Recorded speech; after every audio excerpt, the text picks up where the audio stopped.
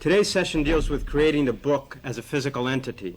Our speakers, both from Time Life Books, are Mr. Arnold C. Holeywell, Assistant Art Director, and Ms. Ann Beasley, Book Planning Manager. Before joining Time Life Books, Mr. Holeywell was Art Director of Commercial Sales for Western Publishing Company and later Creative Director for Western's Catalog Division. Ms. Beasley was Production Manager at the Smithsonian Institute for 4 years before joining Time Life Books.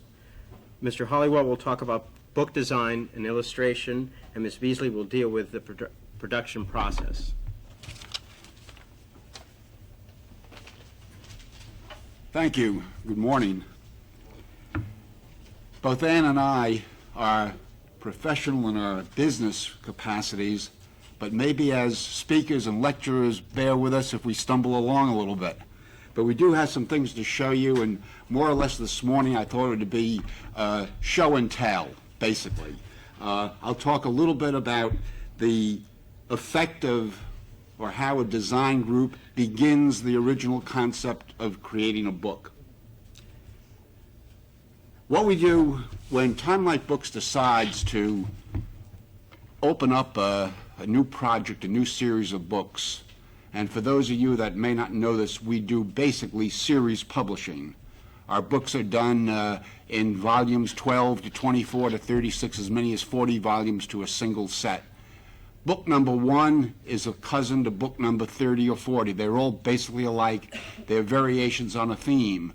So the real design challenge is in creating the first book, because that look we're going to live with for a period of 3 to 4 to 5, 6 years, as long as we're working on that series. So a lot of effort and a lot of time goes into that initial concept, that initial planning. One of the things about that is we want to know, first of all, what is our audience? What is our topic? What's the market we're trying to reach? And these are things I gather you've discussed before in earlier parts of this course.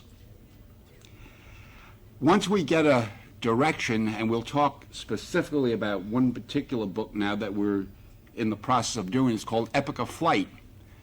We decided we'd do a series on aviation and deal with the early pioneers of aviation right through to the jet age and the modern military jets of present-day conflicts, world conflicts. And we'd do a series of probably 24 to maybe 28 or 30 volumes, undetermined at the time. But in the beginning, we wanted to create a book that had a different look to it. Would be a collector's kind of book. It would have a feeling of nostalgia. It would have capacity to accommodate the new. Well, all of these problems are given to a designer. The designer begins to wrestle with these things and finally comes up with some sort of visual presentation. The visual presentation is made to a board of editors, and the editors review it, discuss it, debate it, kick it around, offer other suggestions. Finally, it's honed and sharpened a bit to the level where it's presented now to the marketing people, because the marketing people are the ones going to have to sell it. And they begin to present their input. So you get more input into this idea, what will this book look like? What form will this book finally take? The book develops out of committee contribution. Now, what happens in this sort of publishing journalistic world is that when you have group journalistic input with the committee, you can never really fall flat on your face. It's not permitted. Total failure is not allowed. Neither is super success, a total breakthrough. You really are held because of a group. It's only a single individual that can go off totally on their own and maybe create the greatest thing in the world or also fall flat on their face. We don't allow it. When we make a mistake, if we do make a mistake, it's a big mistake because we print in big numbers. So we do everything to protect ourselves from making mistakes. The format, when we finally have all this committee input, which is almost devastating to the designer or to somebody else, I mean, the marketing person, they're resenting what we want to do, and finally it pulls together, which is one of the great things. Eventually, out of all the frustration, it works, and we come up with a product that we can all be proud of. and will reach an audience and will be successful. So we created the Epic of Flight series, and right now we're working on our last volume. We've been at this for 4 years, selling these books rather successfully. I brought one of the books with me as a finished product. And if you can all see this, one of the unique things that we did with this was what we created on the cover of the book turned into an end paper design on the inside. So what the reader saw on the cover was really the epitome of the title of the book. It says Barnstormers and Speed Kings. Well, there you got that flair of middle America, someplace in the South in the 1920s, 1930s. Without being really specific, we sort of created a generic kind of country fair, barnstormer circus thing. And if there was nothing more on the cover, people would be satisfied. But when you opened up the book, there was this extra visual dividend, a little more surprise. Well, before we got to that, or in the process of getting to that, a lot of this preliminary work took place. And one of the things was when we developed a format, we made grid sheets up. The grid sheet is not unique to Time Life Books. It's something that many, many publishers have used. And our grid sheet that we have was made for this particular series. Well, when we start, we know we've gotten enough input that we're going to do the series, and we know we're going to do roughly each volume will be 200 pages. We're going to do 6 books a year, so we end up ordering a large supply of these sheets, which we're going to use up over the course of the 4 years working on the book. But these sheets, everything that we will do for final manufacture will end up being positioned on a grid sheet. There'll be a grid sheet for every printed page. Even if the page is blank, there'll be a blank grid sheet. We'll say blank, nothing on it, so everybody knows. If there's a folio number on it, the folio will be placed. If there's an index, a caption, everything will be positioned on one of these grid sheets in dummy type and photostat format. We will collect pictures, we'll do picture essays, we'll do text spreads, but every single page of the book will be accounted for with a grid sheet. The grid sheets, each series has its own grid sheet. When we do a finished layout, we have layouts that look like this. They'll have on them photostats. These were just discard layouts that I grabbed yesterday afternoon. They will have a photostat of what the art will be. They'll accommodate a caption. They'll accommodate type, the amount of type that can be written. And this is all dummy type. It doesn't say anything except what the typeface is. But it's there in the same typeface that will be set in the book. Now, the interesting thing about this is that everybody that's going to be involved with this will be aware that they have to write 52 lines at 29 characters to a line, or whatever the count might be. The dummy type spells out how long the caption can be, where the folio is going to go, will there be a running head? Well, all these things get developed in the early stages of designing. And in those early stages, once we have a format and a layout, and we've reviewed some things for the promotion people that are going to market this new series, we come up with something called a specification sheet. And the specifications are the ingredients, the recipe really for making the book. They will deal with the size of the book, the material, the paper weight, the kind of binding, headbands, all the things that the book will physically, the physical ingredients that are going to go into that book. And this is where Ann Beasley comes into play with her department. They will take the specifications and develop the cost analysis on all of these things. And this is way up front, right in the beginning, before we've started creating any book at all. We're just studying our cost effects and other things. And Ann, would you like to talk a little bit now about, about the specification sheet? Turn you over to Ann Beasley. Yes, please, any questions at any time, don't hesitate to ask. The thing I'm trying to figure out is, are you working with the book that you've written the text for already, or is this a stage before they've even created the text that will be the book? This is a stage before. The text has not been finalized. We might be, at this stage, there really isn't any text for the book. There might be a few authors working on a couple of manuscripts. The manuscripts come in and they get totally redone by the editors of Time Life Books. Okay, so you tell them how many lines Right. and they write the text. Right, Okay. right. Thank you. Yeah, excuse me. Ann Beasley. Thank you.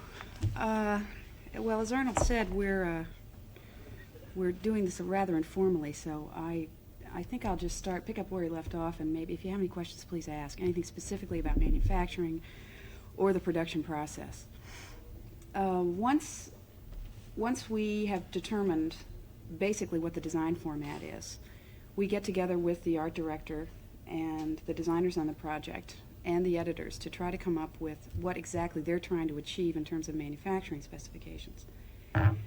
As Arnold said, we want to figure out what kind of sheet of paper would be the best to use for this particular series. Do we have a lot of four-color illustrations? If we do, then maybe we want a higher gloss sheet than we would use on something where they're straight halftones or black and white illustrations. If it's all text, you'd probably use a different kind of text stock or paper than you would normally use on a four-color sheet. So we sit down and go over the specifications, they consist of the trim size of the book, which is the size of the book block.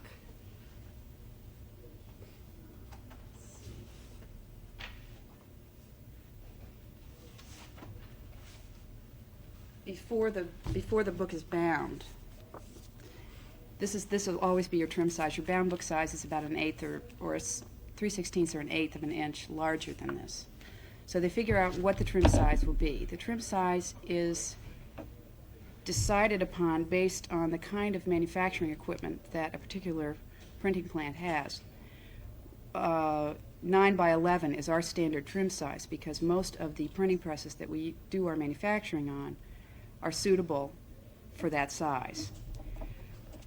So the trim size is determined. Then we discuss the number of pages. The number of pages is primarily a function of the editorial department, with the exception of the fit for the press again. It's got to be in 8-page signatures or 16-page signatures or 32-page signatures, depending on what kind of press you're running on. So it's give or take a few pages here or there. Once the page count has been determined, the paper is then another issue that comes up. What sort of paper they want to use, as I said. The end sheets are another issue. Do they want to use an end sheet that is printed the way the Epic of Flight end sheet is printed? Or perhaps just a laid end sheet, which is a heavier stock, a different solid color, which a lot of books that we use do. Will the case design is also another factor. Let me show you some of the cases we use here. This is one of our cases from our Old West series, which is a hand-rubbed case. The determination that we try to make on a case is, what sort of audience are we trying to reach? This is also a marketing and an editorial decision. And we try to come up with how much it will cost to do a particular case. This is a hand-rubbed case. We do all kinds of different fabrics on our cases. This is satin acetate material, which somebody suggested that we use for placemats at Christmas. We also use on some of our other books, for example, our home repair series is done on a paper case with film lamination, which is pretty durable. You can do just about anything to it. So the decision is made then about what sort of case material we're going to use, how it will be bound, whether the book will be flat back, which is a straight flat back with a board in the spine. I think you've seen a lot of children's books are done this way. It's a lot more economical to do it that way than it is our round back books, which is the Epic of Flight that way.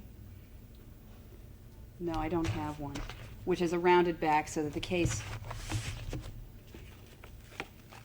looks better in your bookshelf. Essentially, the back of it is rounded. And that's a good deal more expensive than a flat back book. Let's see where we are. Once we have the specifications together, the general specifications, and have a pretty good idea of what we're trying to get to, we go to all of the manufacturers. We use 4 or 5 of the major manufacturers, book manufacturers, and solicit quotations from them based on these specifications, based on how many copies we intend to print per volume, how many volumes we anticipate publishing in the series, when our first pub date will be, and within a month they'll come back to us with costs for the series, what they anticipate their fixed and variable costs will be for the series. Their fixed costs will be their costs for their press make ready, their film, and any cost they will incur each time they go on press. Their variable costs will be their cost per unit each time the book, each copy of the book that is run. We then do our analysis of those numbers and make our manufacturing decision based on not only the numbers, but whose equipment is most efficient for the job, what sort of service we get from a particular manufacturer.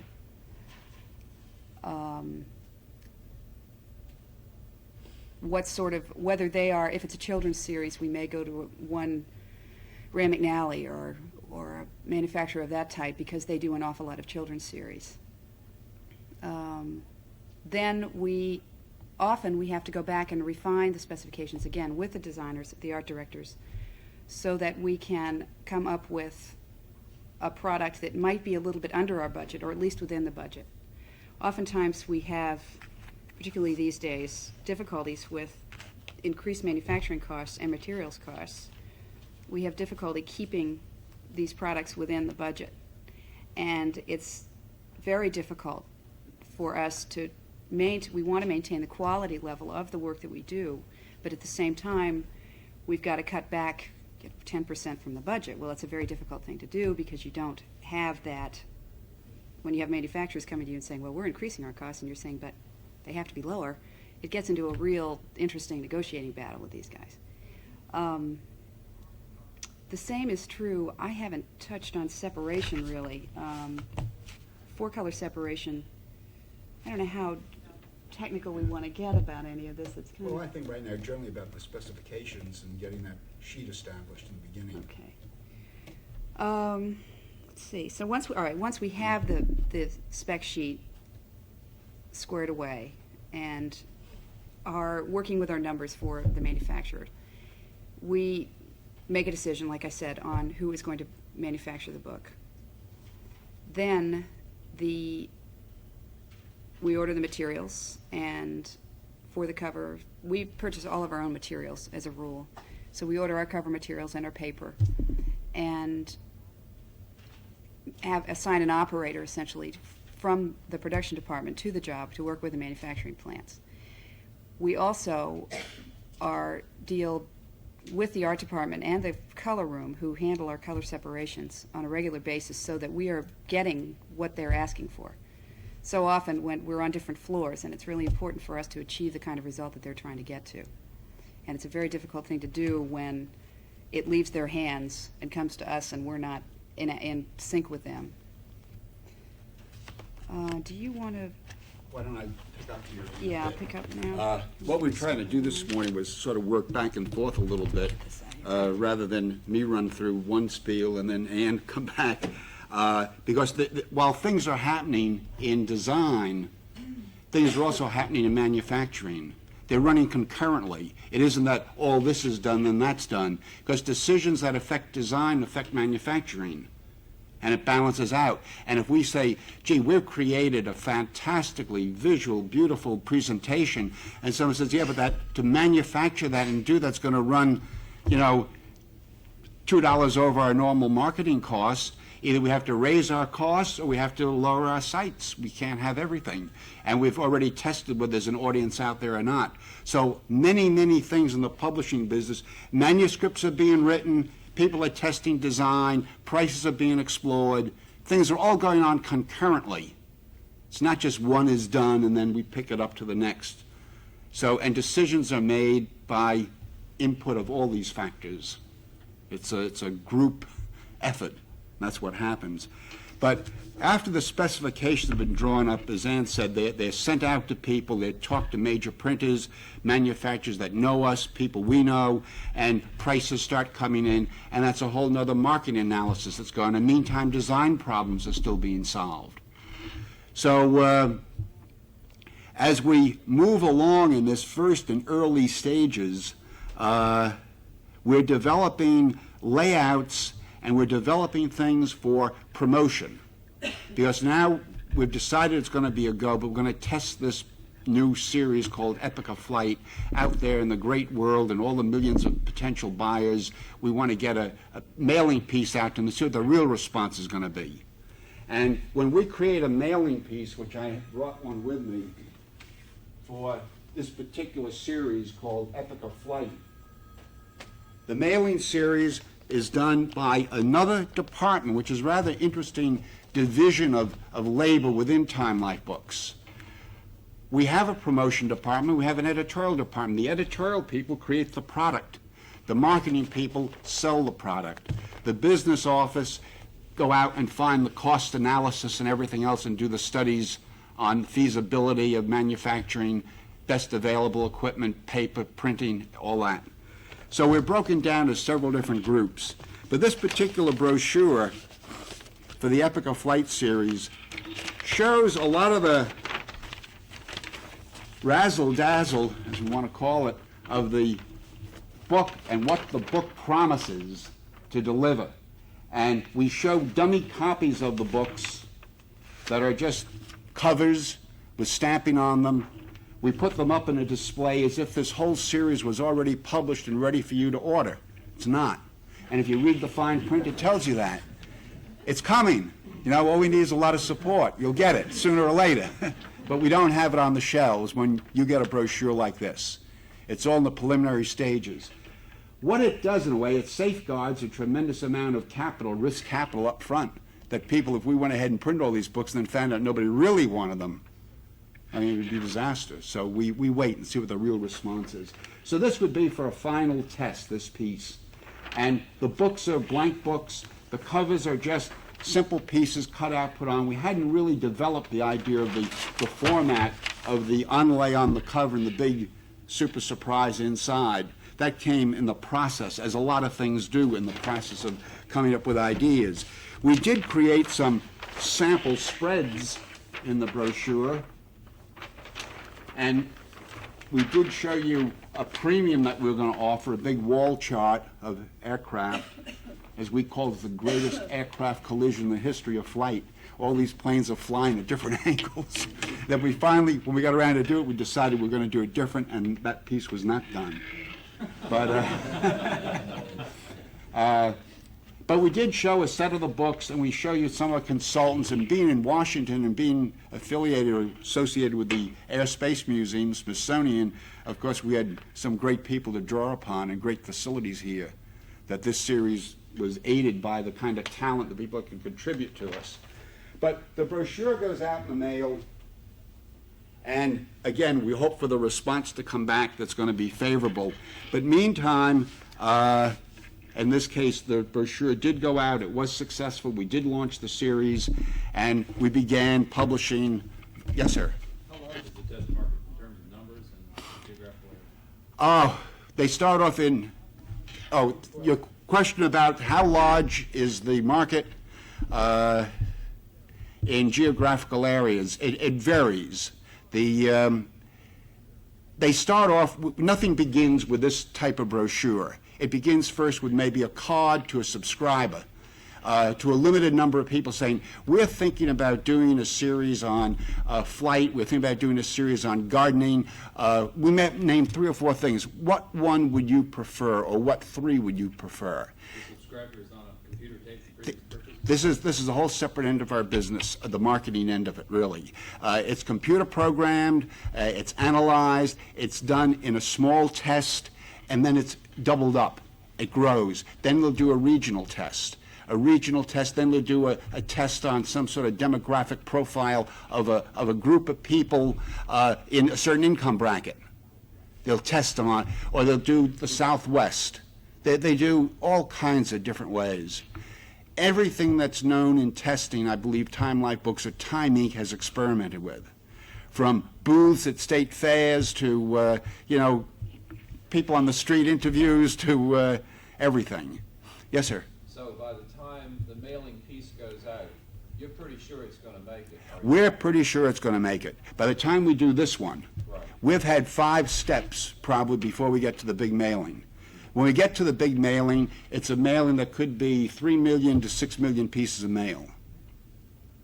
And we're figuring out a percentage of return based on some of the early statistics. Now, the people who do this, it's very sophisticated analysis, computer checked and rechecked, and predictions of return. That's a whole nother aspect of our business. And today we're really going to try to talk more about design and manufacturing, because that end of it's fascinating, but it's there are other experts in the field. To continue a bit, once we've gotten a series off the ground or launched, we begin our volume 1. And the problems with volume 1 of any series is going to be the same by the time you get around to volume 20 or volume 25. The books will take on a family resemblance. They're going to have a lot of things that are similar. Each cover will have an onlay area, as we call this. Each cover will have the end paper illustration. The subject will be appropriate to the title of the book. The books will be composed of chapters and essays. We have text chapters. Time Life Books has a format for design. We start off with a picture essay, and we have a text chapter. And then we repeat a picture essay. The picture essay is not necessarily a repeat of the text chapter. They're independent pieces of information. They can be enjoyed and read and put aside. You can open a book at any picture essay and walk away with information. The picture essay on one particular section is not necessarily dependent upon the information you gained from another section of the book. So that this has been one of the unique formats that Time Life Books has developed. You can read a text chapter and close the book. You don't have to read the first chapter first. People generally do, but if you pick up a book and you look through it and something catches your fancy, it's totally readable and containable and a single thought, and you can close the book and you've gained information. That's been one of the ways we've styled our books.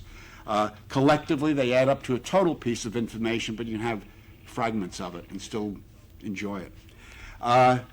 So as we develop the series and continue along with our cover themes that we had, some of them were more fun than others. Some we got trapped with, and everything is sort of an adventure. Even though you have it working, you say, gee, it worked well for this, but how will it work for something else? We got another subject. And all of a sudden you find you might have created a track for yourself that volume 1 and 2 and 3 worked beautifully, but now 4 is a real monster. You know, how are you going to make it work? And you go on down the line, but then someplace you get stuck again. Well, we've had a lot of fun solving these, and we've solved them all. We have one more to go, which is the Russian Air Force, and that one we're working on.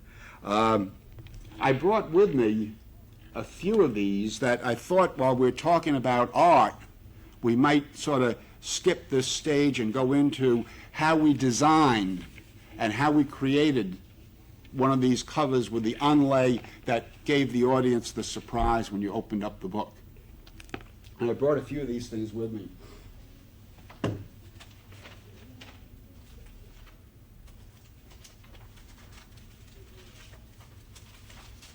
One of the books that we did was called Helicopters. And it dealt, when you do helicopters, of course the most popular thing is what we see on television is that series on MASH. And MASH and the helicopter have become sort of the rescue vehicle of the war over there, and that's the way we decided to go, because we thought of all the options. We have a meeting with the editors say, well, let's do something in Korea.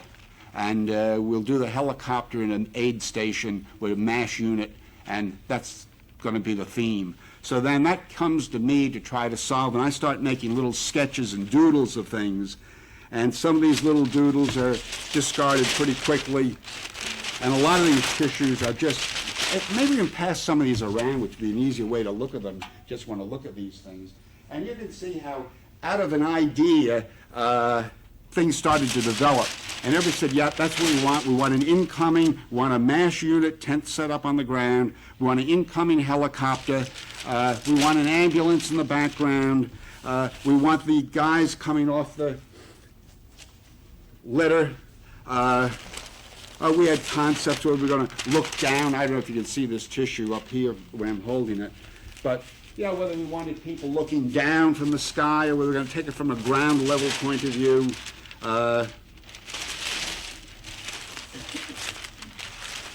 I didn't mean to have so many little scraps, but I just grabbed all this.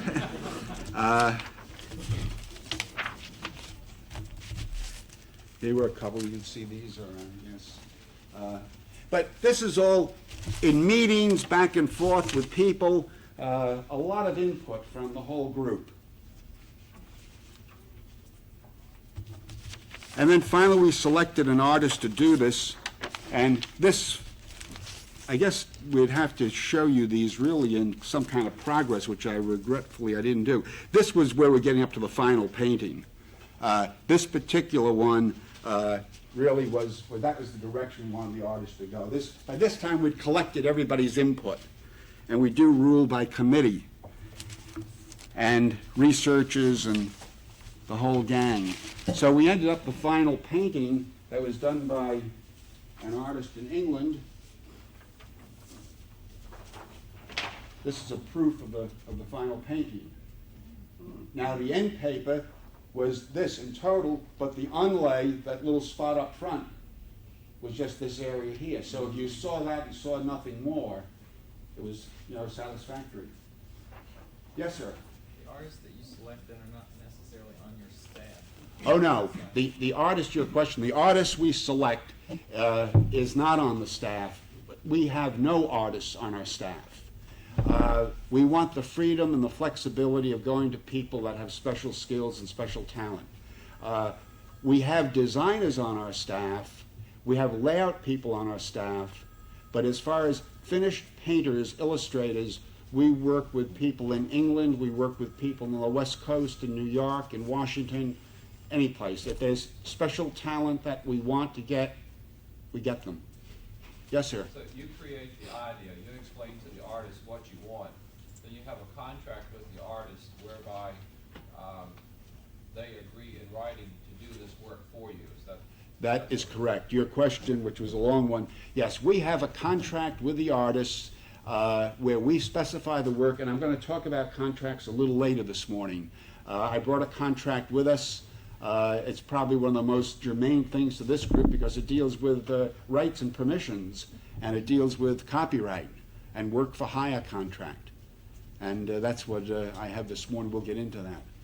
But we do select these people. We do give them the assignment, and they carry out the finished painting, finished illustration. And I'll follow through on that, and you're maybe going to touch on it later, and if you do, then stop me. But at that point where you've hired a freelance artist to do the work, do you in general send him a sketch and then he presents something to you and you may say, this is not what I want, you ask him to go back to the drawing board and do another one for you? Yeah. Is that on take, give and take type situation going on? Your question about the artist, when we give him direction, the direction that we give him is in the form of this sketch. This sketch is, we really tell the artist almost absolutely exactly what we want. And he goes ahead, then he doesn't have to do any more sketches. He can just take this and go ahead and do the painting. We're buying him for his skill in rendering, or his special knowledge of a subject, that he can add something to it. You can see the difference between the sketch that I made, which really was the sketch that I made for the committee. It wasn't just my point of view, it was the editor's point of view, the researcher's point of view, the facts of the situation. It was a combination of a lot of input that I was able to physically put down on paper, which was the guide to direct the artist what to do. We really didn't want the artist to start to rethink the thing again. We didn't want him to go back and say, let me see how I see it. We already decided how we see it.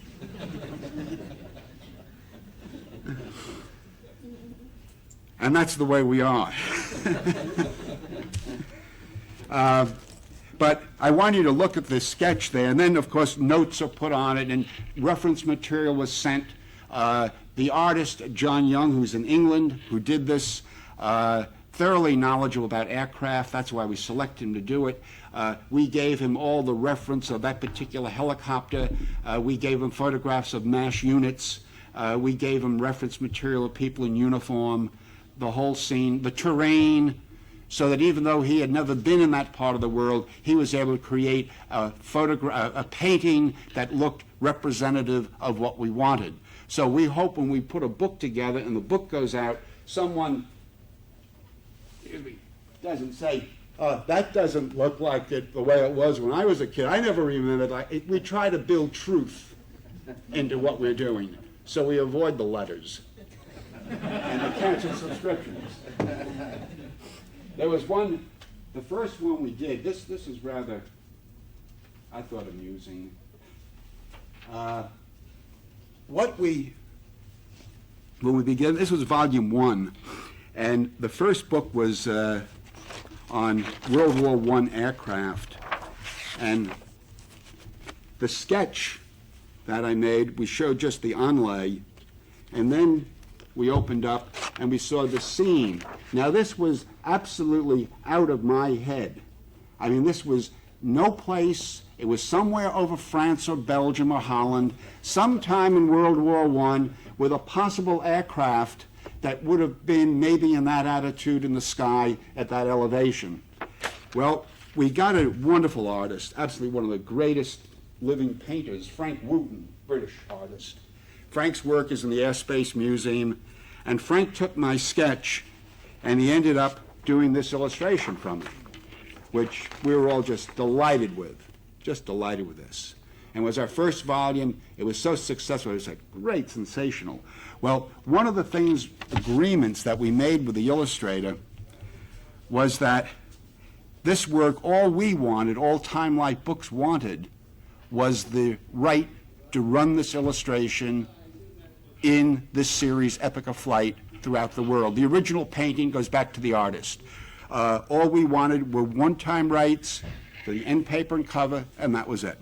And he would get his painting back, and we would grant him whatever extra rights he wanted by a rider contract that we had with the artist. If he wanted to reproduce it as fine art prints, or if he wanted to sell the painting, that was up to him. But the copyright remained the property of Time Life Books. So this was 4 years ago we did this. Well, just last year, a company in Connecticut called the Greenwich Workshop took one of Frank Wooten's paintings. They decided to get into, they do fine prints, fine art prints, and they decided they wanted to get into aviation art, and they knew of Frank because he has an international reputation, and they took this print, and we granted the right for Frank to sell them the rights to have this print done, suitable for framing, great big 24 by 36 print, signed, limited edition. But they put it in the catalog, and I don't think I brought the catalog with me. But you ought to read the caption that goes with this now. Who they are, where they are. The whole thing changed when it started off in my head, and now it's become a piece of documented history. And I read it, I couldn't believe the caption, because, he followed more or less what I gave, but now it became so much more. Well, that happens sometimes. The end papers, I showed you the Barnstormer Speed King one. Well, I didn't show you the sketch on that. This, again, is where artists interpret things. This was the sketch that was made, that was sent to John Young, and he didn't like the yellow sky, I guess, but he ended up with the blue sky. Now, I was trying to see things, these covers, as sets, because there is going to be 25 of them before we're finished, and I didn't want everybody painting a blue sky painting. And one artist doesn't know what the other artist's doing, so you kind of guide them and give them a little direction. But then he sort of ignored that and went off on his own. Still came out very, very pleased with this. Real nice painting. But this series, Epic of Flight, is now coming to an end. We've struggled with a problem that we thought at one point would really trap ourselves by always having that lower corner with a key situation that if you saw nothing else, you were satisfied that that conveyed the essence of the book. And we're able to do it. And as I say, we have one more to go, and I don't think we'll have a problem solving that. I just put these issues away a minute. Now, one part that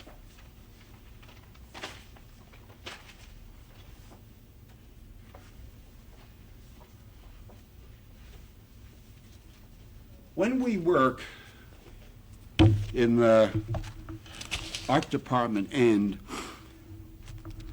of Time Life Books, we have a structure. We have an art department of 34 people right now.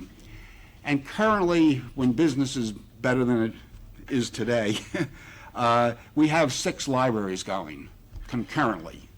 And each library has an editor and a designer or an art director. We call them designers. And the designer functions there to follow through with the format that's been established when the series was launched. He's really a keeper of the format, a keeper of the plan. The plan's been established because we've made up these grid sheets.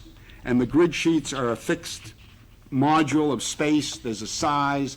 And as we said earlier, volume 1 is going to be the same as volume 28 if we go 28 volumes. They're all the same size. They all have the same binding. They all have the same paper. They're all printed the same press. They all have the same typeface. They use the same captions. So it's a continuity in this kind of series publishing. So we make up layouts, and the layout grid sheets that we have printed, this was from our Planet Earth series, they're all basically the same. Every grid is broken down these half-pica grids. Pictures are positioned on the grid to the size that will appear in the final book. Dummy type for every type or every word that will be published, printed in the book, dummy type is pasted there in that position. Folio numbers are pasted in. Headlines are pasted in. Every single aspect of that printed page, this becomes a blueprint of the printed page. Yes, sir? Who compiles the photographs, the editors? Picture editor. Excuse me, I didn't rephrase your question. Yeah, the photographs, you said who compiles the photographs? The photographs are compiled by a picture editor. A picture editor will be assigned to a volume, and that person will go and search the world over for whatever photographs we need for that particular story. That picture editor will have maybe 2 or 3 assistants, and their job is to locate, find sources and available photographs, call them in, get them, or assign them. Now, a lot of our work is assigned work. We want to do a story on Williamsburg. We'll send someone down there. We're doing a story of something in France. Fortunately, the size and the international relationship of Time Incorporated, we call our French Paris office and say, send a photographer over to the, whatever it might be, the Louvre, and go in there and photograph whatever we want. Yes, sir? What if you can't foresee that some text or artwork might have to be more extensive or different than you planned?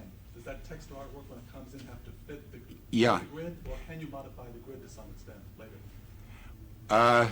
Again, repeating your question, we can, you asked whether we could modify a grid. If we didn't find material, would we adjust for it? This is what we do all the time. We're constantly adjusting. We're constantly modifying. We start off with an idea. When we begin a book, we start off with something called a mock-up. And let me get one. I have one here.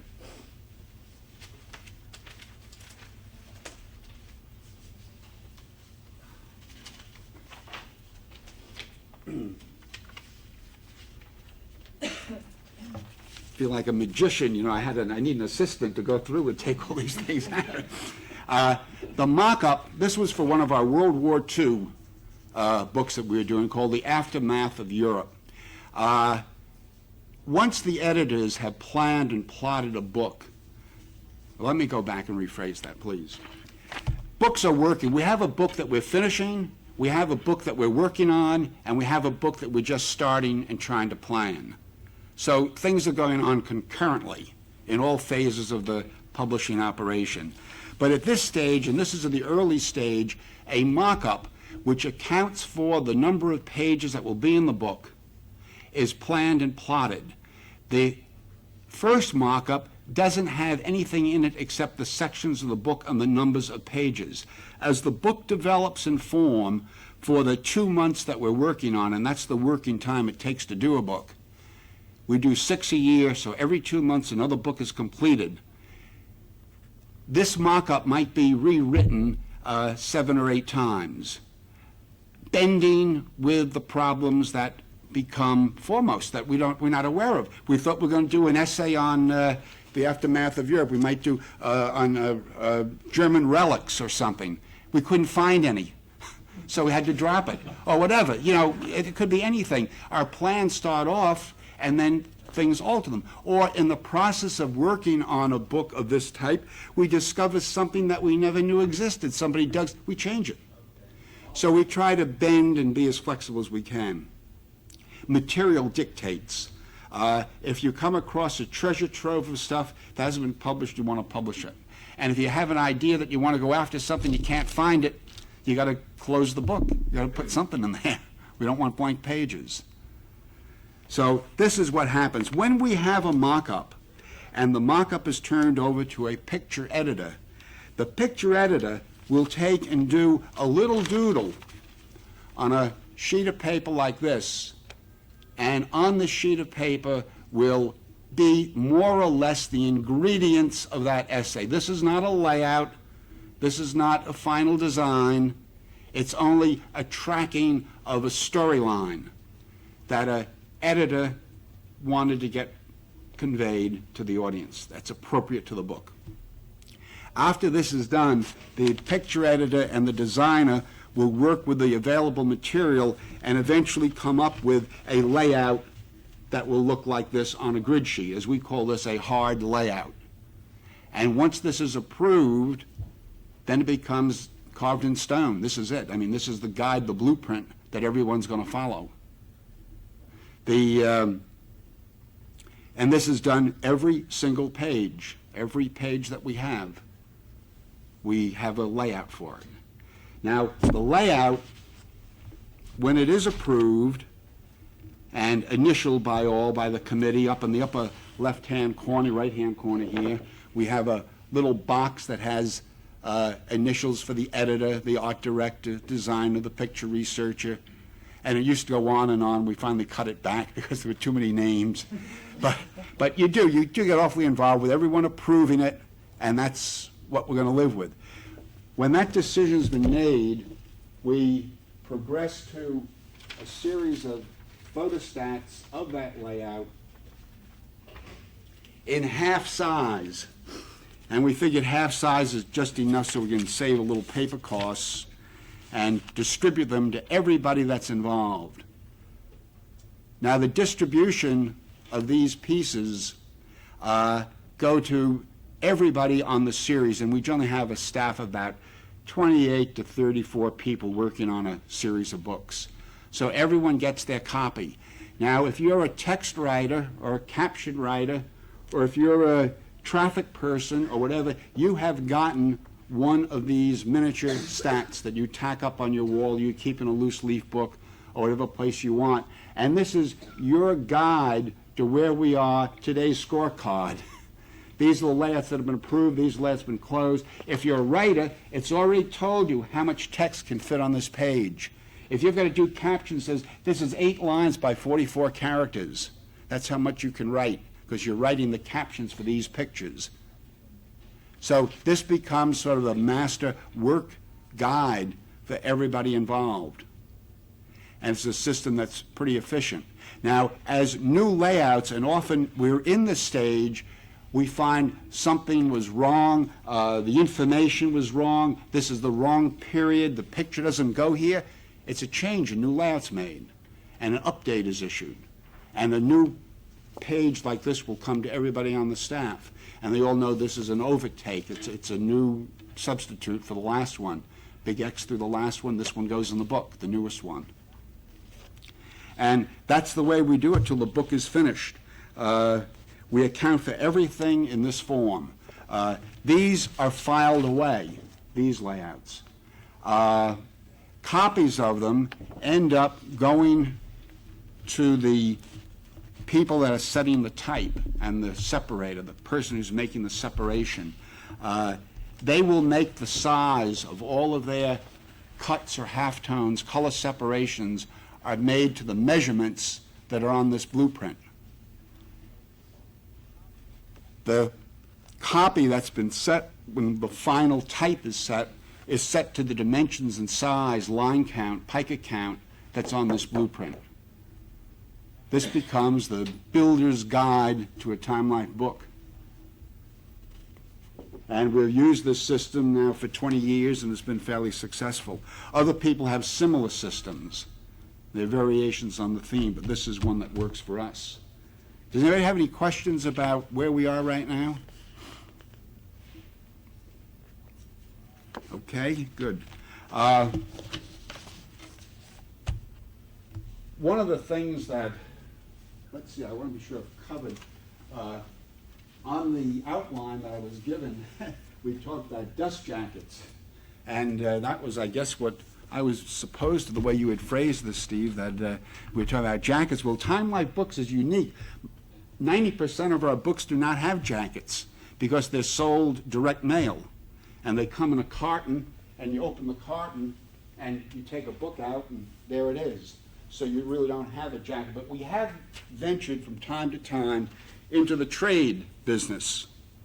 And we've gone to the bookstores. We've taken our books after we've felt the list of direct mail has been depleted, and there's still another market out there in the trade store. We've taken our World War II series for one, and we have put dust jackets on them, and this is a dust jacket from one of our books from World War II.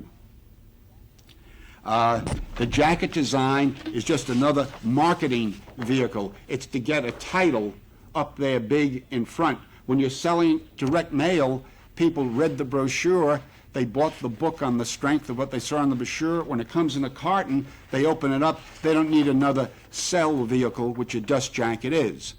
Now, the dust jacket, in this case, what we did was take the photograph that was on the original book and superimpose type, large display type over it. We gave ourselves the flexibility of putting the type any place on that cover that was convenient. We weren't going to lock ourselves into a rigid rule that the type could only go at the bottom or at the top, because some photographs would not accommodate type at the top. They're better at the bottom or in the middle or someplace else, and that's what we did. We made a variety of type positions, and as long as you had the first two or three different, then the didn't matter because people began to get used to it. But if you had the first four, all the type in the bottom, and then one of the top, someone said, hey, my book is crooked, something's wrong, we're going to send it back. We changed, you got to be flexible all the time, then they expect it. But if you're rigid, we did a series of books, this was funny, way back, we did a series called Great Ages of Man, and we had an idea that was a secret, only Time Life Books knew about it, that the different cultures were going to be color-coded. We're going to have all the books that dealt with the Asian culture were going to be in a rust-colored, maroon sort of cloth bound. The ancient cultures were all going to be gray. The Oriental were going to be green, or one some was going to be green, and all these colors. Well, the first four books we did were all in the same historic group, and they were all gray with gold stamping on the titles. And then the next one we did was blue, and people sent them back. You see, they didn't know what was coming, that eventually they're all going to be mixed and you'd sort them all out. But the returns on that were tremendous. because people wanted their books to be a set. And if they got a blue one, so you wonder, are they buying them for the information or for the collective feeling of having a whole group of books on your shelf that are all, same color? Yes? Could you tell us a little bit about the textual blurbs that are on the dust jacket? Yeah. The source of those? You want to know a little bit about the blurbs and the text on the dust jacket. Well, the dust jacket itself tells you the title, and we had on the spine here the series, World War II series, and the title. This was always consistent, the Time Life Book logo. And then here, this is typical of what we call flap copy, which is a general introduction to what the book was all about. In this book, you will find, 500 exciting pictures. And yes? Is that written by your marketing promotional people, or is it lifted from somewhere else? It's written by marketing promotion people. The marketing promotion people get into this. They would take it from the book itself. I'm sure there are quotes in here. I haven't read this, but there are things that have come right out of the book, I'm sure. But they're the ones who put words, anything gets into the sell end of it, goes out of the marketing promotion group. But this was one, and here was the mechanical. That was the finished piece. And the way we prepared this, this was the mechanical that was done for it, with the type and notations. Again, I think if you want to just look at this and pass it around, and you can see all the way we put it together.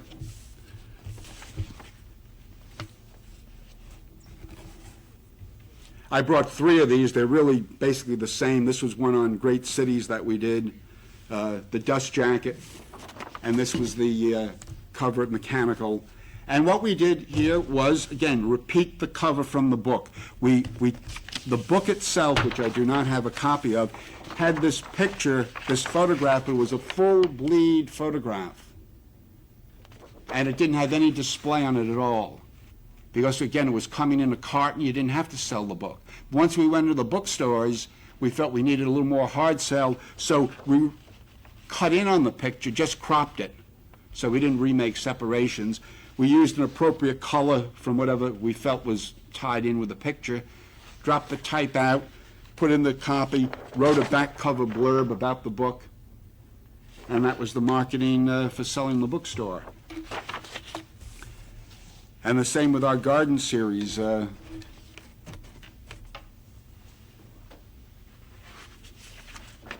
here we said, these are all the instructions. Printer's note, pick up 4 color art from cover of hardcover book. We didn't even send them. Well, there was an overland here, but it's gone now.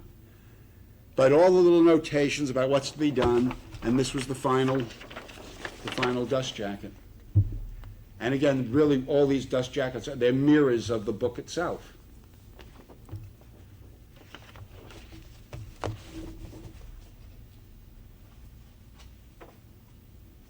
Now, Ann, do you want to talk a little bit about, all right, we're ready for a break now, fine. Okay, great. We have a 10-minute break. Found it. Okay. One of the things I thought would carry on while the art before Ann Beasley comes back to us is to talk a little bit about our art contract. And that's one of the big issues today among artists is something called the work for hire clause in a contract. Being part of a part work, being a contributor, and signing away your own rights to the publisher. There's been a certain amount of resentment. And yet, on the other hand, that's the only way we can do business. We can't have everybody owning part of a Time Life book, all the contributors. They all have to be owned by, really, Time Life books. We're the ones who are buying the talent, and we ask people to sign a basic contract, which they all do, fortunately for us. And if they didn't, the attitude is we'll find people who will. And this is a tough thing about doing business. Now, some top talent that you try to go after, and I don't know how familiar you folks are with people in the art world like Bob Peake or Bernie Fuchs or Mark English, if those names mean anything. These are top national illustrators. They've worked for us, and they've gone along with our needs because they like, again, the image that we can present for them. We've made certain concessions with certain people that we want. Frank Wooten, whose work you saw in Epic of Flight, the work of John, his name went right on my head, the artist whose work we were looking at there in the, what was it, the German one here? No, the Korean War. Sorry, excuse me. That artwork, we made an agreement that the art would be their property. We would have all rights to that art for our use in our book. But the physical painting would go back to them. Well, that was reasonable. Some cases we keep the art. We own the rights and we own the physical property. There are concessions that can be made. One of the things that we have is a basic contract, which we call a work-for-hire contract. And we set it up with a date.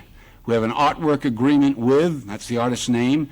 You are specially commissioned by Time Life Books and agree to create and execute the following original artwork to form part of a collective work. As payment in full, Time Life Books will pay you the following amount upon the completion of the above commission to Time Life Books' satisfaction. So if you do a job we don't like, you don't get paid. You do good work, you get paid. We say preliminary sketches are due, completed artwork no later than, the artist's name, the address, the telephone number. Then we have one simple little legal clause here that gives us all the rights. It's expressly agreed between us that the artwork shall be work made for hire for Time Life Books under the copyright law of the United States of America. Accordingly, Time Life Books may edit, correct, adapt, exhibit, publish or not publish, license, dispose of, otherwise deal with the artwork as Time Life Book decides. And Time Life Book shall own the artwork and all the rights therein, including, without limitation, the copyright and all reproduction rights throughout the world. You warrant and represent that the artwork will not infringe any copyright of any other right of anyone else. That means we own everything and you get paid. Simple. And artists now, some are beginning to resent this. And if they resent it, they don't work with us. Now, one day, I think this will probably change. Probably the thing that can change and that I've been pushing for without too much success is returning original art to the artist. Let the artwork go back. The rights, we bought it. We created the situation. We developed the market. And I think we own it. But we own the right to publish that work. But the physical property of the painting, I personally have tried to crusade and push that it go back to the artist. In some cases, we do send it back. The paintings of Frank Wooten go back to him. The paintings of John Young go back. All the paintings on Epic of Flight, these cover paintings go back to the artist.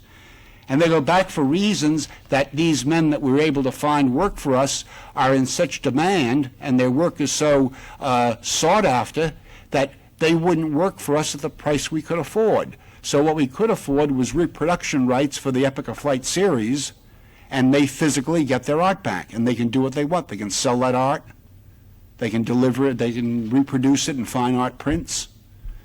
But Yes? did you just say that you had reproduction rights For that series. for that series? For that series. But then- And what we've done with them is add a rider to this contract that gives them the right that their art will be returned to them and that it is theirs to do with as we want them to license. Yes? There's a difference between the physical property, which you're speaking of returning to. Right. You also seem to be saying you're returning a significant number of the bundle of rights that is a copyright.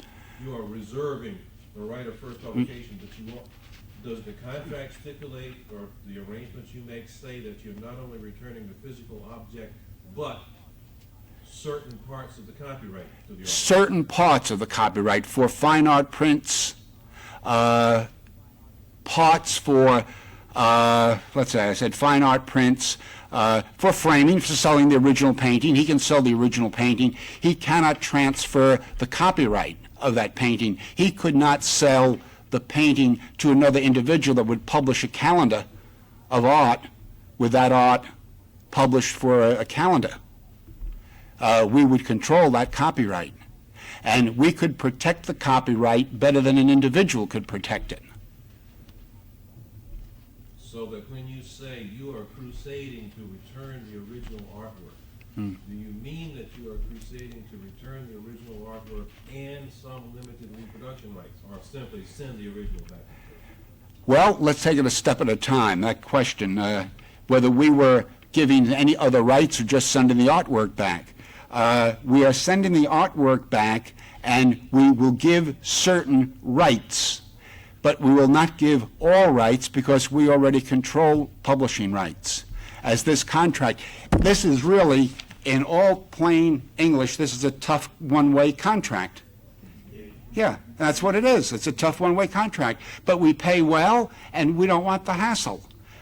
We want to own it. We want to be able to use it. If we find other uses within a book, we want to be able to have that right, and that's why we're paying the money up front. Yes? So do you have a standard writer that returns? Yeah. We can, your question, do we have a standard rider? We do have a standard rider for this series, but we have had a variety of riders on contracts to fit the particular situation.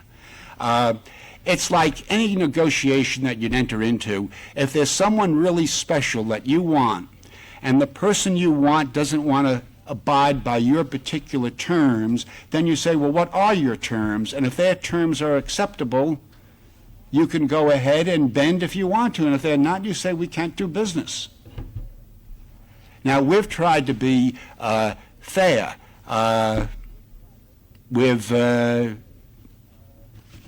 taken a position in the industry that most other publishers have taken. They're all pretty much the same. I forecast, and I can tell you today, it is changing, and it will change in the future. Hasn't really changed yet. But there's a movement and a trend for art to be returned to the artist, the physical property. Not so much that we're going to change the right. When someone contributes to a part work, they can't really, you couldn't have 15 illustrators controlling the right of the copyright of the publisher, because they'd all be pulling in different directions. So you have to have that under one central control. And when they join us, they become, that's what they sign. When they sign this contract, they have delivered art, and we have the right of copyright.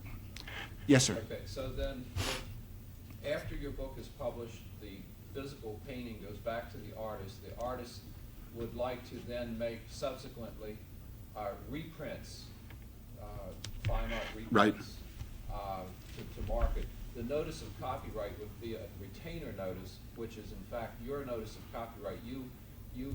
That artist could not make up those prints or negotiate to have copies of that art made without your permission to do so, because you own the copyright. Is that correct? That is correct, if it were to work that way. Now, let me repeat this question.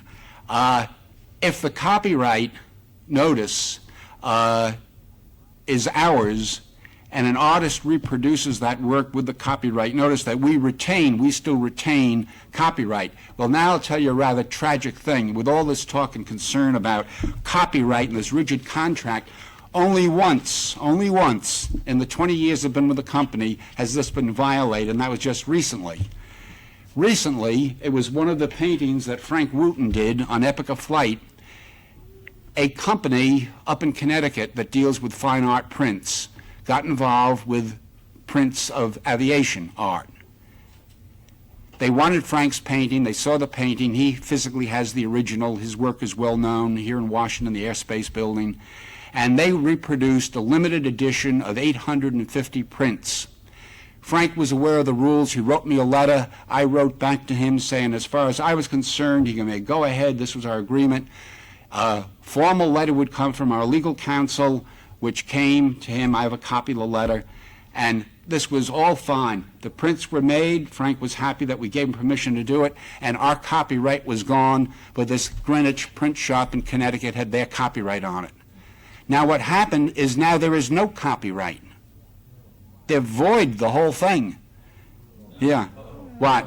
No, All right. most likely not. First place, when did this happen? Just recently, a month ago. After 1970? Yeah, No, yeah. no. Go back to your copyright attorney. See, Yeah. You didn't lose your copyright. Well, all right, what happens with their copyright on it? First place, you probably got an unauthorized publication in the sense of contractual obligations. In second place, the notice no longer really determines anything, so it's immaterial what name they put in. Or in fact, whether they put a notice on it at all. But you didn't lose your Copyright. You did not lose your copyright. From what you said. Yeah. You did. We can't give legal advice, but Yeah. go talk Yeah. to All right, okay.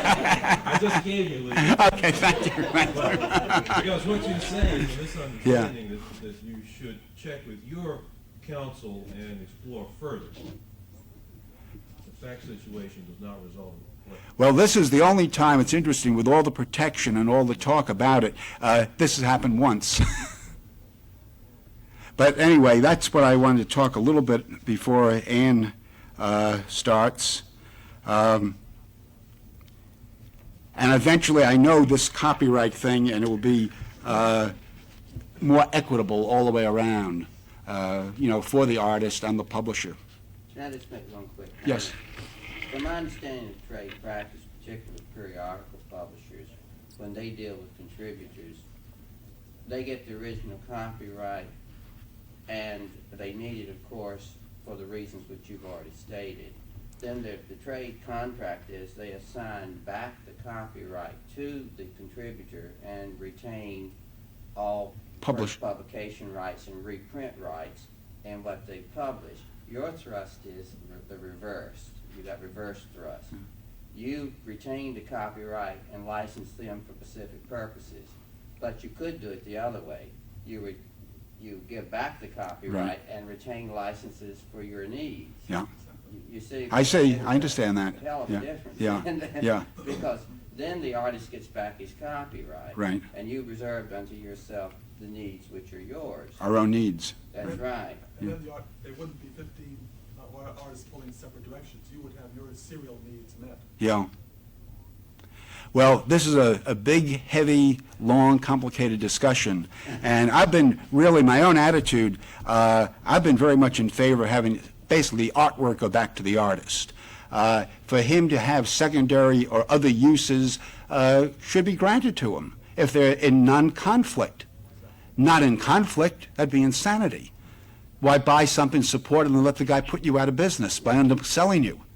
But the way to do But- that is to give him back the copyright and retain licenses for your own needs. Okay, I'm going to bring the lawyer next time. Before I get in any trouble here, I'm going to ask Ann Beasley to come now and speak a little bit about some of the manufacturing problems and things that we've dealt with over the years at Time Life Books. Ann? Yeah.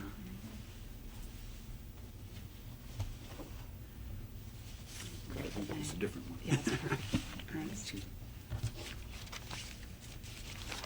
What I thought I'd do is start maybe with where Arnold left off after the layouts were closed, so that you can sort of get an idea of where our group picks up. Normally what happens is as Arnold said, the layouts are, or copies of the layouts are sent to the typesetter and the color separator. It's important for the separator to know the exact size of the image that we're trying to achieve.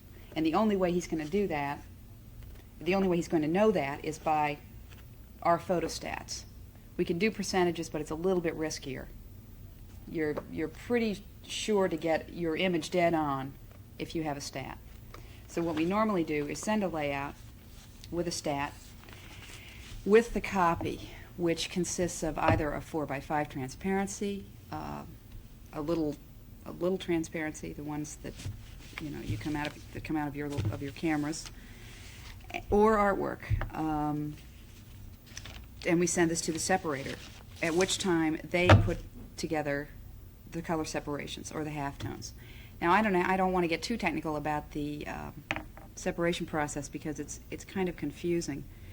But I think that perhaps if I explain, you had asked a question about color reproduction, and we normally use outside separators to do all of our work for us.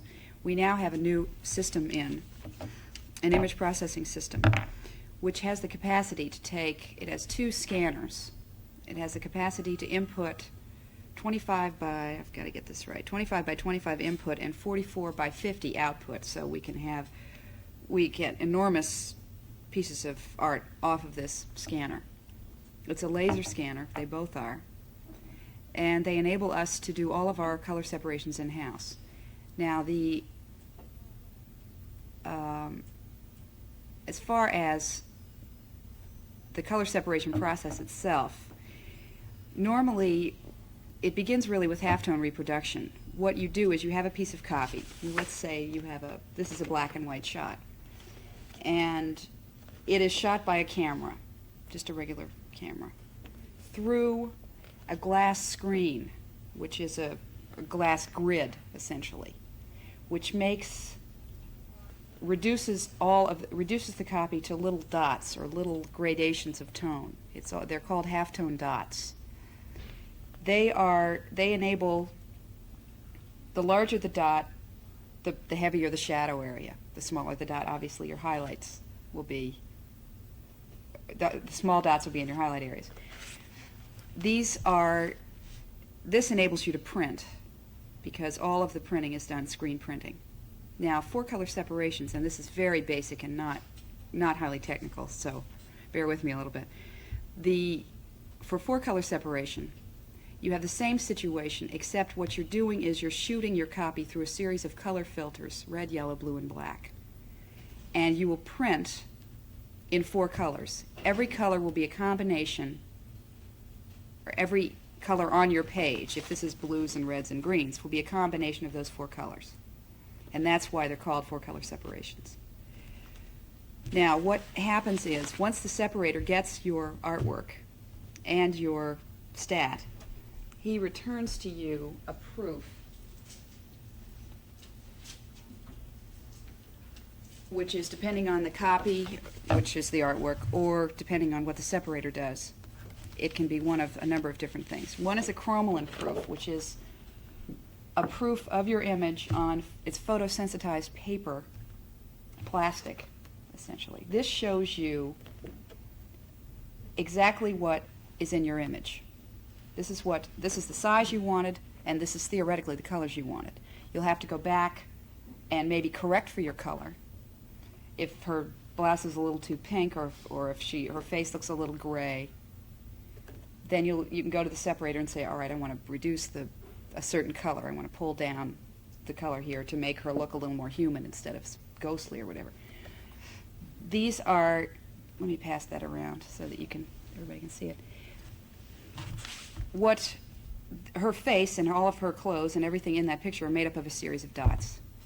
And the way to correct the color, if her face is too gray or if it's too red, is by, excuse me, increasing or decreasing the dots, the size of the dots, which will make it either brighter or darker depending on the effect you're trying to achieve. This is another form of proof. It's a color key, which is simply a series of flat tints which represent the color that you're trying to get to as well. I don't have, unfortunately, press proofs, progressive proofs, which are printed proof sheets of each color as it is printed on a printing press. In other words, you will see a page of your yellow and a page of your red and a combination of those pages, your blue and your black, so that you can see how much of each color you have, how much of each color makes up your composite proof.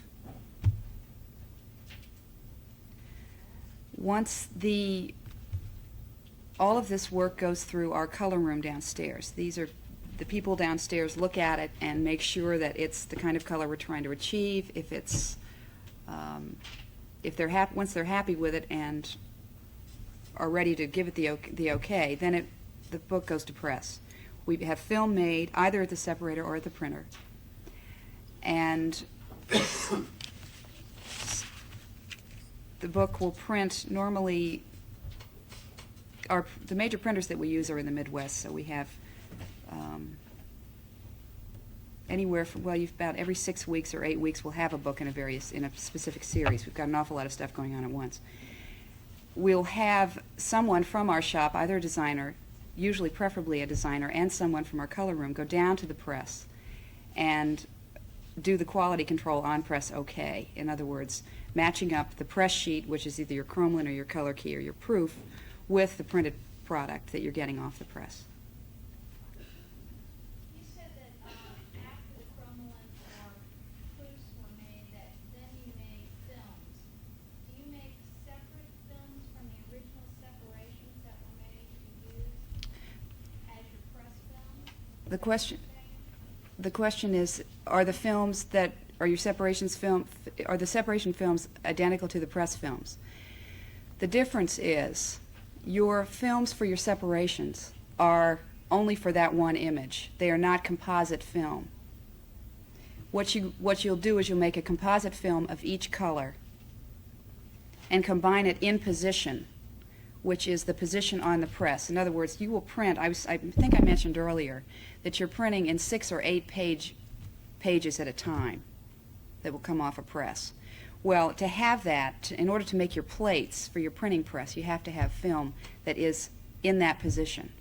So what you will do is you'll make a composite, you'll make a film of a flat sheet of your red, yellow, blue, and black for each of those pages, and then combine them. You burn that image is then photographed against a plate which is photosensitive. I'm sort of trying to rush through this, and I apologize. Which is photosensitive, so that you'll have a red plate, a blue plate, a black plate, and a yellow plate. And it will print through the press on 4 different units. It's not all one thing ever, no. If that answers your question. I don't know if it does. Do you consider it an unusual situation for a publisher to be doing their own color separations of films? The question was, do I consider it unusual for the color separator or a publisher to do their own separations in films? Well, personally, I think it's a good idea in terms of monitoring your quality control. You've got it right in-house. You don't have to worry. You don't have to worry about the problem of, is it the separator's fault? Is it the printer's fault? Where's the liability here? It's an enormous investment. It requires an incredible amount of technical expertise, which is another advantage, because we have our own in-house people there who are experts in the field, to whom we can go. Designers can go with questions. All the art people, editors, anybody can go downstairs and say, hey, can we do this? Does this make sense? Without having to rely on an outside supplier for that same information. So I really do think that it's a good idea. I think you'll get some conflicting answers to that, though. Okay, so you're on press and the books are printed, let's say. Your art director and your designer has gone down and has okayed the book on press, provided that there aren't any problems, which never happens because there are always problems.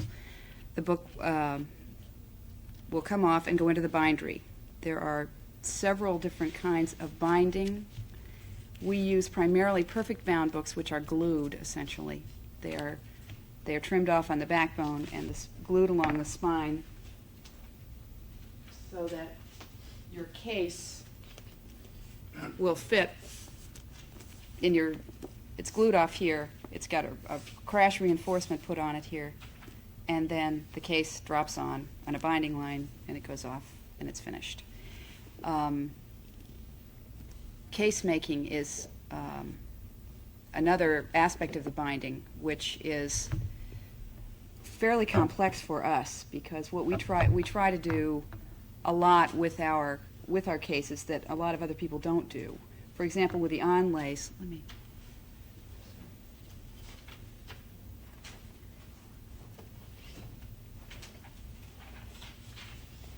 each process of making the case is a separate one. We buy all of the material for the case. The onlay is printed at the printer and applied at the printer. This embossed design is stamped at the printer. This case happens to be hand rubbed with a series of chemicals, which gives it this antique effect.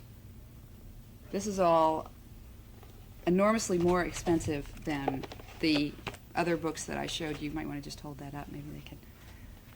And that type of case, which is simply a photograph which is done on an 80-pound stock and film laminated. So the cases are made, and the books go into the cases, and the books are then cartoned and shipped out to our subscribers. The let's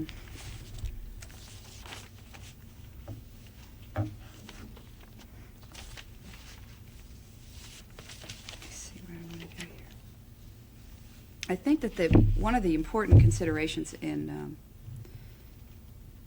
manufacturing is that particularly with times as they are right now, is really understanding who in terms of purchasing and estimating, who the right supplier is for the job, and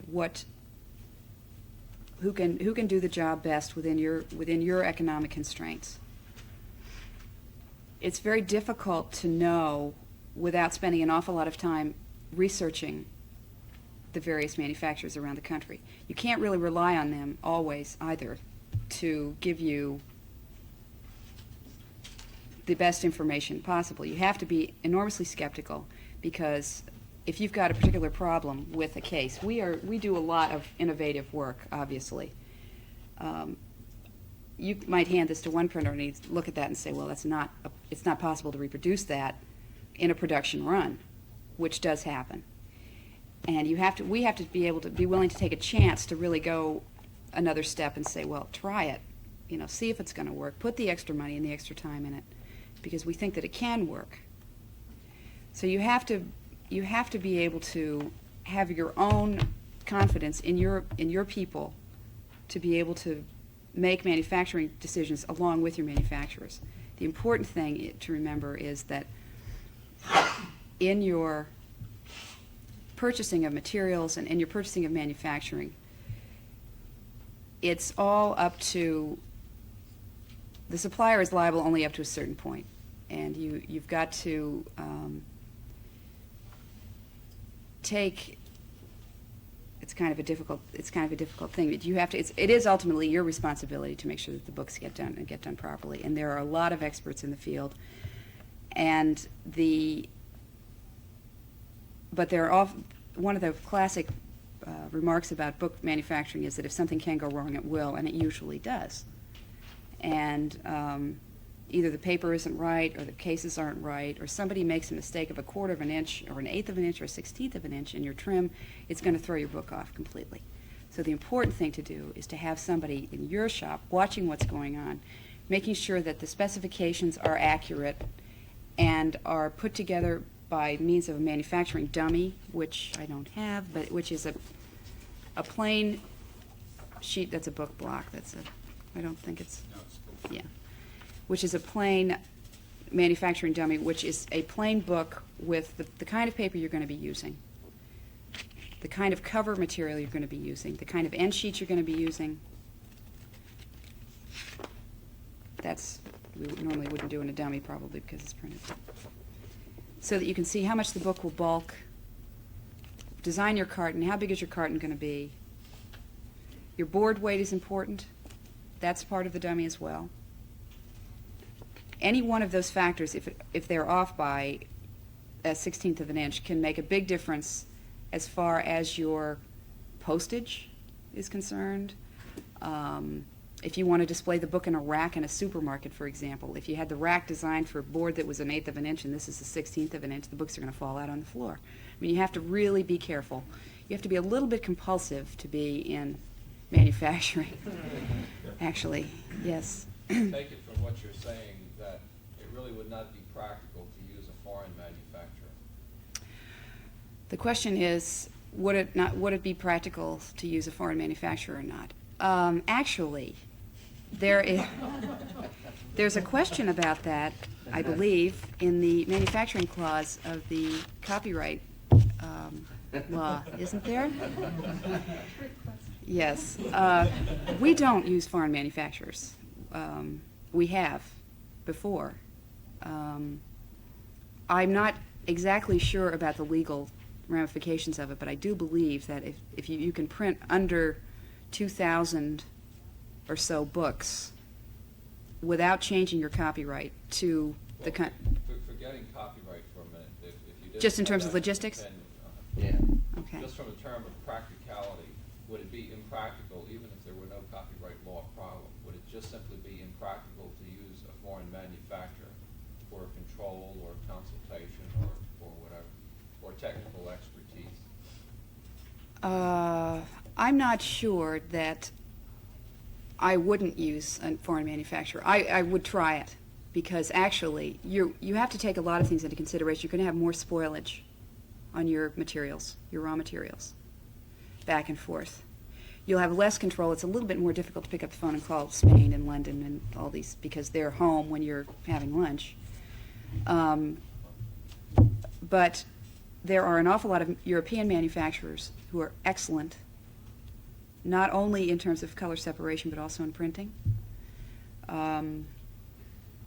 I think that depending on what, again, it depends on the kind of product you're trying to produce, and if I were doing this project with this material, I would not produce the cases in Europe and ship the books over here. I simply wouldn't do it, because it's a fine fabric. It wouldn't withstand the bed loading in the containers and shipping over from Australia or wherever. But something a little more durable, or possibly printing book blocks in Europe, yes, I might do that if we were able to. Does that answer your question? Yes. Would your production costs be considerably less abroad, laying aside these control considerations, because you might take, everything's a trade-off, you might be willing to risk some of these things if the production costs are substantially lower? Would they be?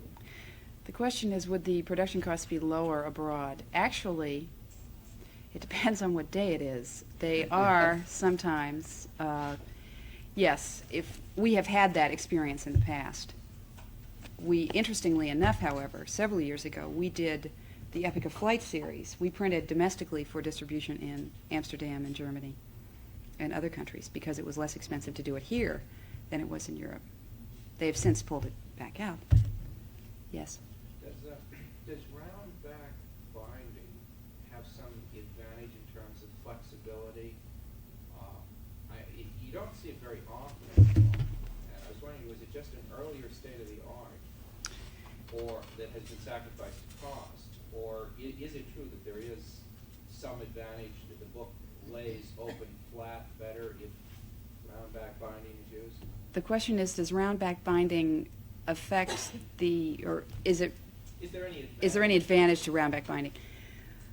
Round back binding really is an aesthetic consideration. It's a process it's another part of the binding operation that essentially pushes the center of this book block in to make these inside pages come out, and it rounds it here.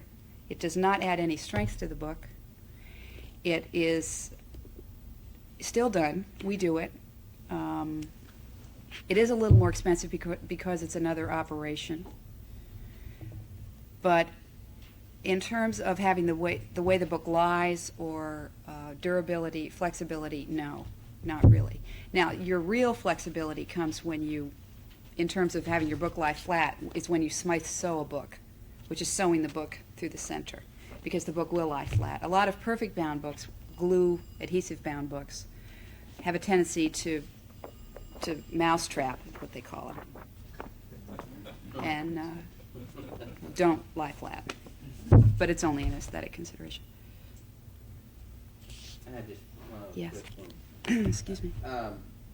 In looking at what you passed around and listening to Arnold, he kept saying you give people all along the line precise blueprints. When you go to your manufacturer and they have precise detailed instructions, are the ultimate errors the result of the fact that somebody didn't read the blueprint correctly? Do you send somebody to the manufacturer to make certain that they do read the blueprint correctly and monitor it? Why are these errors occurring if you're taking all these control steps all along the line? The question is, why are errors occurring in manufacturing? I imagine if you're Yeah, taking the control steps if along the you're line. given precise blueprints, is it Well- because somebody didn't read the blueprint correctly? There- Which can happen, of course. There are actually a number of reasons why you would run up against a manufacturing problem, or not everything can be caught, first of all, in a blue line. Any kind of a binding problem or a paper problem is not something that you would run up against. I think I was a little non-specific when I was talking about the kinds of problems you're going to have with manufacturing. But this 1/8 of an inch or whatever, 1/16 of an inch. being That's something off, that should happen a lot sooner than that. If it gets to the press and you're 1/8 of an inch off, you're in big trouble. Yeah, we can. Yeah. But that's a consideration. That's why you should have that nailed down with your bulking dummy. That's why you have to do your bulking dummy early, because you know that you can't wait until you get into the bindery and say, well, I think I'll change my board weight and make it a little thinner, and then have the carton not fit. No, those are the kinds of things that usually happen early. If they don't, someone will have to answer for it, that's But for sure. do you usually send the person to the manufacturer or manufacturers to monitor what they're doing or not? We normally send someone to the manufacturer only on a press color okay, to make sure For that the your color, separation. that's right, to make sure that your color work is what it should be, or what the designers and what the color people have specified that it should be.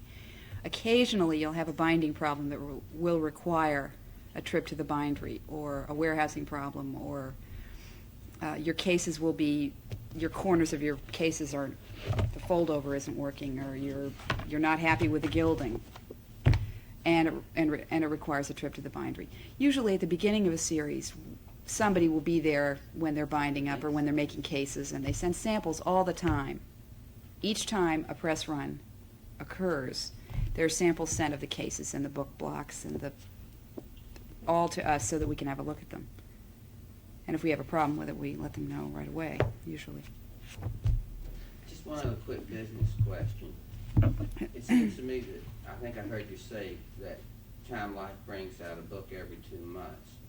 If I were a manufacturer out there, and particularly in hard times, I wanted business, I'd be knocking on your door asking for contracts, rather than having you come to me begging me to do a job for you. Does it work both ways, or do you understand what I'm...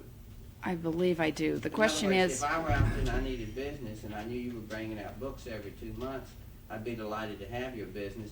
So I would send a salesperson or representative from my company to sit down with you and beg for the contract. in terms of manufacturing, specific manufacturing proposals for a particular series, if we decide tomorrow that we're going to do a series, the suppliers are always around. I mean, they're there every day, all day. If you ever want to have lunch, you don't have to worry about it. I don't think I've brought my lunch in a long time, but they're always there. So, but the fact is that it's important that when you have a new series coming up, that you can give them all of your specifications, down to the last detail, in a letter. This is when I was talking about soliciting bids. You give them all the specifications and tell them when you want it, how many books you're publishing, etc., in a letter, so that they have all of that written and can then go back to their estimators. But they're always there. They're always knocking on your door trying to get more business. Okay. Absolutely. Yes. Occasionally, we will receive books here that are defective. Certain pages will be upside down or missing or whatever. Is that a problem that whole run is like that, or this was one fluke, or does it vary? The question is, do manufacturing defects indicate a problem with a whole run, or is it just a fluke? Or, whatever. Actually, it usually is just a fluke. There have been times when I received once 2 book blocks with 2 signatures, or 2 8-page forms upside down, which had me a little bit nervous, because 2 is a little too many. But normally, it is a fluke.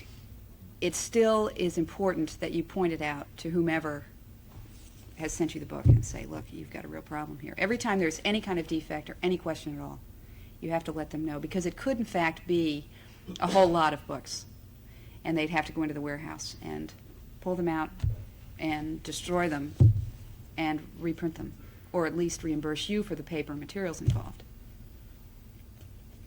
Yes? I just have a question concerning cost. Based on those bindings you have here, could you give us an idea of what your production cost would be, considering the different types of bindings you have for the design and manufacturing aspects of those blank bindings? Just an estimate of the kind of budget you'd be dealing with. The kind of, well, it's very difficult. I can give you an idea of the range a little bit. They're all based on different print quantities. Some of them are, 40,000, some of them are 100,000, 200,000.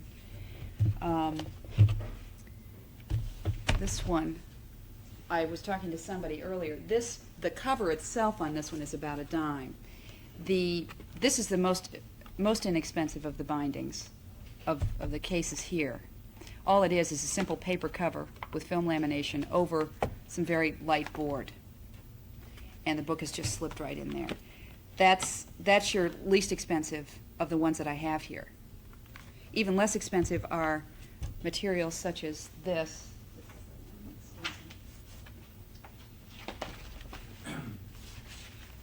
which is a permalin material that you can treat the same way as you do with this. This is called a cover mount. But your cases, this case will probably cost you anywhere from 7 to 10 cents just to hand rub it, just to rub the case itself. It does not include, it won't even include the price of the onlay or the paper. So you're talking about anywhere from, boy, this is a shot in the dark. You're talking about probably, for the case itself, maybe 15 to 20 cents. That's not the binding. It depends on the binding, and I'm sorry I don't know what that is. This case is enormously expensive as well. It's got 4 hits on the stamper. It's got gold foil, green foil, red foil, a blind stamp in here because there's an onlay that goes in here. It's got padded board, which is a spongy kind of thing, which gives it a nice texture. This would be even more, or comparable, actually, probably to this, depending on the price of the material. I know that I'm not trying to avoid your question. It's just that it's very difficult to pin those things down in a way that would be useful to you. I can pass these around so everybody can have a look at them if they like. Yes? What has been your best-selling series? What has been our best-selling series? Science. That's right, the one you designed. What Life Science Library? Yeah. Right. Yeah, I think the Life Science Library and the Nature series were the two, and they're still going. They've been updated, they've sold 27 different languages, and the new ones we've done have done well, but those just seemed right. People still buying them. But Yes. in line with that question, the series are never published initially as a unit, but the individual volumes are published separately, and perhaps later as a set, but certainly not initially as a set. Right. That's right. Yes. Bryson, do you have a set formula to which all your books must conform, or do you have enough flexibility that the various units of your production cost can vary depending on the particular series? The question is, how much variation can we have in terms of cost within a certain? In other words, say for planning your bindings or your paper or whatnot, do you stick to a straight percentage formula that the paper must fall within X percentage of the cost, or the binding can only account for X percentage, or do you have a great deal of leeway? We have a great deal of leeway. It depends on the series. It depends on the specifications. It may be that if we're doing a book on photography, for example, obviously the most important thing there is that it's good, high-quality reproduction on a good sheet of paper. Your cover may not have the same kind of treatment as those covers that I'm sending around with the padded board and the heavy stamping. So your percentage there would be, you'd be spending a lot more money on the insides of the book than the outside. That's not necessarily as true on a series that, even though we're just as concerned about the color reproduction on another series, it may be that the cover takes on more importance. For example, this Classics of the Old West series that we did, where the covers are hand rubbed, and there's a lot of care taken to make them look like an old book. Your percentage there will be just the opposite. So we really, as far as the paper goes and the materials, we try to stay within historical cost pretty much, and not have we will know, for example, if binding normally costs us 10 cents on a particular type, that if it goes up to 15, then we have a problem. But we don't go into a series thinking we're going to spend 10 cents on the binding, we're going to spend 20 cents on the paper. Does that answer your question in a long, roundabout way? Yes? Is there a substantial price difference between acid-free paper and other types of paper? And do you consider acid-free paper as a positive feature of a book? Well, acid-free paper theoretically does not yellow the way acid paper does. Your question was about the price of it too, as well? Would price be a consideration in selecting an acid-free paper as opposed to another type of paper? And are you concerned about using acid-free paper in terms of the shelf life of these series? We are concerned about the shelf life in that regard, yes. We have to be very careful that, because we anticipate that these books will be around for a long time, we don't want them to yellow, the paper to yellow, or disintegrate or fall out or whatever. So usually we try to use that acid-free paper. We also try to stay away from sheets that have any ground wood in them, so that we can, because they're much more durable as well. That's much more durable paper because of the length of the fibers and whatnot. As far as price is concerned, again, it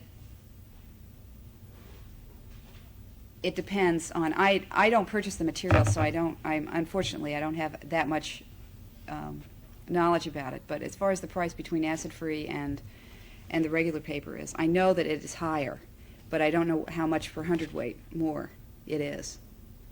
I think it depends on the sheet and whatnot. I could probably get you some information on it, though, if you're interested. Okay. Is there any other questions? I was just going to ask you, how many of your groups of books almost stopped with the first book, and that's all that you do, as a black market after the black market? How many end up like that? I don't know that we've ever had any that we've just done one. No. You ever We've had had flops, in other words? Yes. The Library of Health was not a big seller. Now we've found whenever we do something that we think is good for people, they don't want it. That's right. You know, how your government works.